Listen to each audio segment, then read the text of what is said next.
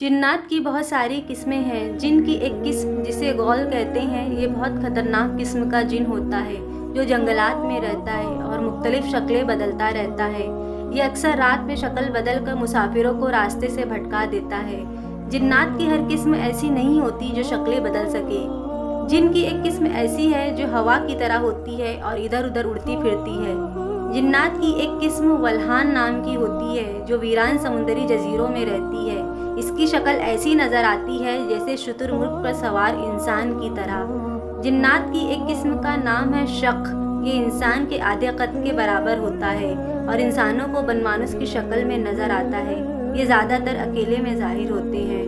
वीरानों और अंधेरों में ये ज़ाहिर होते हैं। बाज़ जिन्नात कुत्ते और छिपकली की शक्ल में भी ज़ाहिर होते हैं। जिन्नात इंसानों को देखते हैं, लेकिन इंसानों को ऐसी बीनाई नहीं दी गई कि इंसान जिन्नात को असली शक्ल में देख सके।